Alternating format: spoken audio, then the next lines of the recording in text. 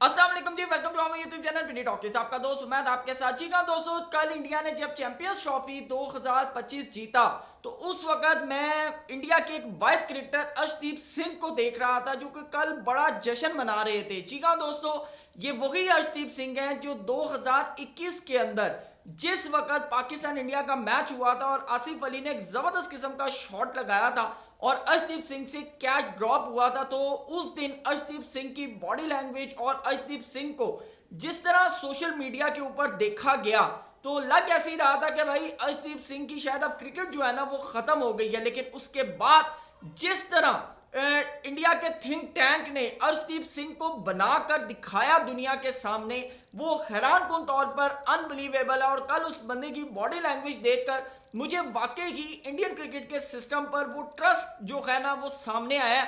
और दूसरी तरफ दोस्तों, मैं अगर 2021 की बात करूं, मैं थोड़ा सा आपको फ्लैशबैक में ले जाता हूं। 2021 की अगर मैं बात करूं तो पाकिस्तान की मेन ट्रायो जिसके अंदर खास तौर पे नसीम शाह, हारिस रऊफ, शाहीन अफरीदी, इनके बारे में कहा जाता था कि भाई दुनिया में अगर इन जैसा कोई बॉलर है तो वो सामने आए। लेकिन हैरान कुन तौर के ऊपर आज वो तीनों कहाँ हैं? आज वो तीनों कहाँ हैं? इसके अंदर देखिए, मैं पर्सनली तौर पर ये बात करता हूं कि शायद इन तीनों प्लेयर्स की भी गलती है कि इन्होंने अपनी फिटनेस का ध्यान नहीं रखा, इनके पेट निकल आए, इन्होंने अपनी अगर इंजरी हुई तो उसके ऊपर प्रॉपर तौर के ऊपर काम नहीं किया। लेकिन दोस्तों, एक पीछे माइंडसेट होता है, एक पीछे थिंक टैंक होता है, जैसे कि इंडियन क्रिकेट के पीछे का, जिन्होंने अर्शदीप सिंह को वो प्लेयर बनाया कि आज अगर T20 में बुमराह के साथ कोई अगर डेथ ओवर करने वाला कोई बॉलर है तो वो कौन है? वो अर्शदीप सिंह है।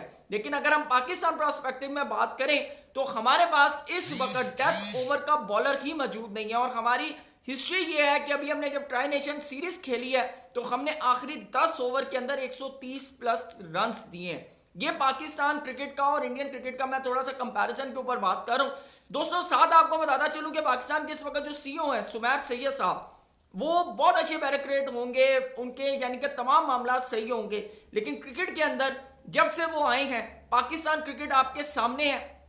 आप यकीन करेंगे, हमने जब इंग्लैंड के साथ टेस्ट सीरीज खेली है, हमें वहां पर अपने जो ब्रॉडकास्टिंग राइट्स है ना वो सेल करने के लिए अपनी बिड को नीचे लाना पड़ा, क्योंकि कोई खरीदने को तैयार नहीं था, क्योंकि हमारी क्रिकेट का लेवल ये हो चुका है। दूसरी सबसे अहम चीज के पाकिस्तान क्रिकेट बोर्ड के जो चेयरमैन है मोहसिन नकवी साहब, उनके पास इस वक्त 3 अहम ओहदे हैं। एक तो वो पाकिस्तान क्रिकेट बोर्ड के चेयरमैन है, फिर पाकिस्तान के इंटीरियर मिनिस्टर हैं, फिर कैपिटल डेवलपमेंट अथॉरिटी जो है वो भी उनके अंडर आती है। तो पर्सनली बहुत अच्छे हैं। उन्होंने जब केयर टेकर पंजाब थे, सीएम थे, उन्होंने बड़ा जबरदस्त किस्म का काम किया, अभी भी वो काम करना चाहते हैं। क्योंकि मेरे प्रोस्पेक्टिव में आज तक कोई पाकिस्तान का ऐसा चेयरमैन नहीं आया जो ये चाहता हो कि यार मेरे दौर के अंदर क्रिकेट नीचे जाए। सब चेयरमैन चाहते हैं कि भाई मेरे दौर के अंदर क्रिकेट ऊपर जाए। लेकिन यहाँ पर एक सबसे बड़ा जो फैक्ट है वो ये है कि मोहसिन नकवी साहब उस तरह टाइम नहीं दे पा रहे जिस तरह उनको देना चाहिए। शायद उन्होंने इसीलिए सुमैर सैयद साहब को या और डिफरेंट ब्यूरोक्रेट्स जो हैं उनको पाकिस्तान क्रिकेट के अंदर लगाया। लेकिन दोस्तों, यहाँ पर जो एक सबसे हैरानकुन तौर के ऊपर चीज है कि अगर आप कभी भी किसी क्रिकेट के प्लेयर को फुटबॉल के अंदर लगाएंगे ना तो लाजमी बात है कि फुटबॉल ऊपर नहीं जाएगा, क्योंकि उसको फुटबॉल का सेंस नहीं है। और अगर इसी तरह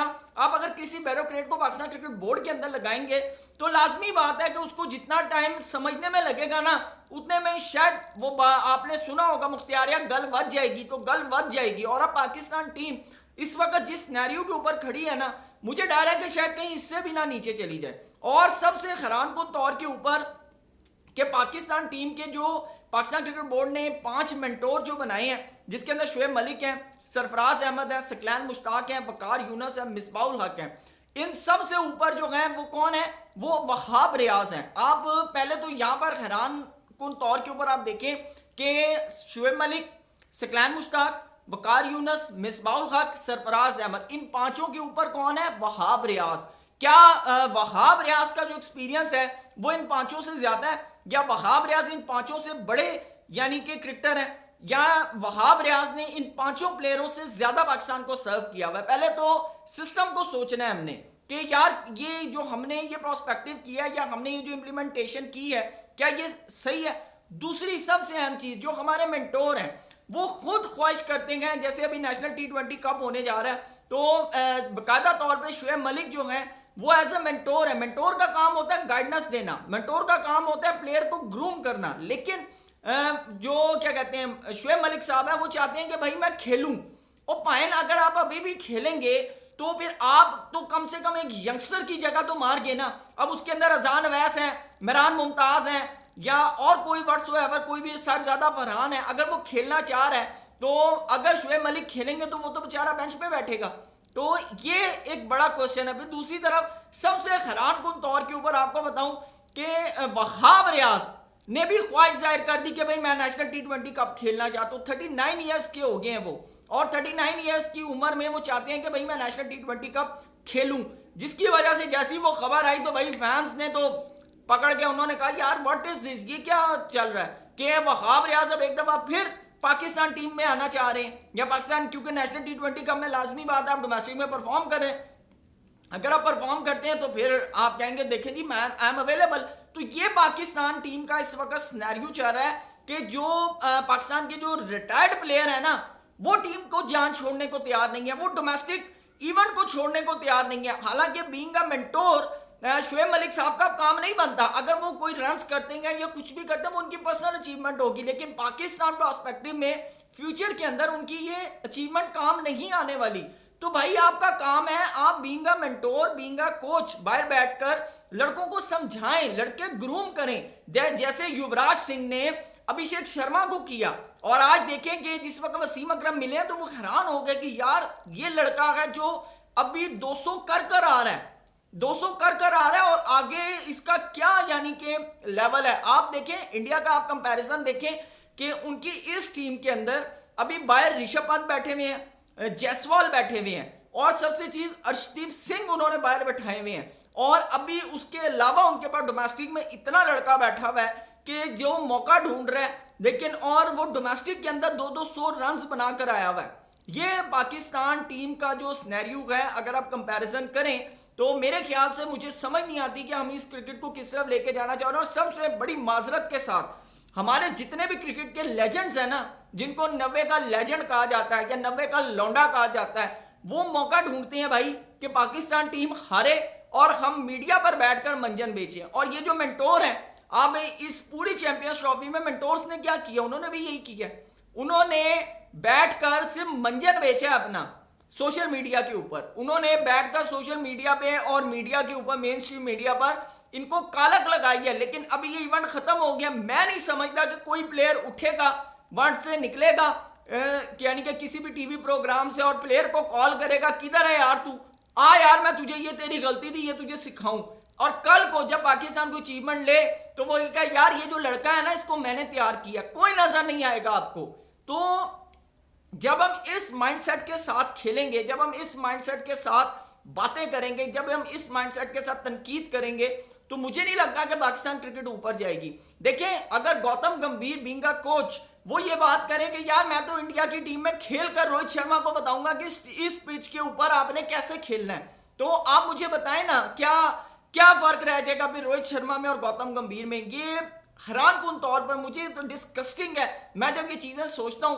और खास तौर के ऊपर लोग बात करते हैं कि जी आप इंडिया को अप्रिशिएट, भाई वो क्रिकेट बड़ी जबरदस्त खेल है, उनका जो स्ट्रक्चर है ना वो बड़ा जबरदस्त है, उनके थिंक टैंक बड़े मजबूत हैं। आप देखें कि बड़े लोग बातें कर रहे थे कि 5 स्पिनर या 4 स्पिनर लेकर इंडिया जा रहा है, क्या सोच कर जा रहा है। और बहुत से लोग अब इस वक्त बातें कर रहे हैं जी इंडिया को एक्स्ट्रा फेवरेटिज्म दिया। देखें फेवरेटिज्म उनको मिला, सारी चीजें मिली, लेकिन ये भी माने कि उनकी टीम बहुत अच्छी है, और टीम अच्छी जब होती है तो वो डिजर्व करती है जीतना।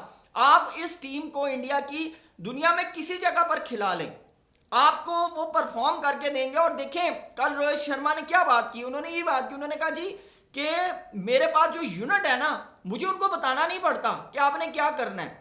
वो कहते हैं कि वो ऑटोमेटिकली जहां पर जिसकी जो रिस्पॉन्सिबिलिटी नजर आती है वो फुलफिल करती है। लेकिन हमारे यहाँ पर आप देखें जमान खान आए, आज आपको कहीं नजर नहीं आ रहे। हमने प्रैक्टिस मैच के लिए 60 प्लेयर चुने लेकिन जमान खान हमें नजर नहीं आया। हमारे डोमेस्टिक के अंदर जानदाद खान, अब्बास अफरीदी, उसके अलावा कितने बड़े बड़े नाम है, लेकिन अभी तक हम किसी प्लेयर को लेजेंड या हाई लेवल प्लेयर के ऊपर लेकर नहीं जा सके। और सबसे मुझे जो दुख होता है वो ये होता है कि बाहर से एक बड़ा नाम बनकर आता है डोमेस्टिक से, लेकिन जब पाकिस्तान क्रिकेट टीम के अंदर आता है तो वो जीरो हो जाता है। आप इसकी बड़ी मिसालें आपको मिलेंगी, मूसा खान है, फिर उसामा मीर है, फिर एहसान उल्ला है।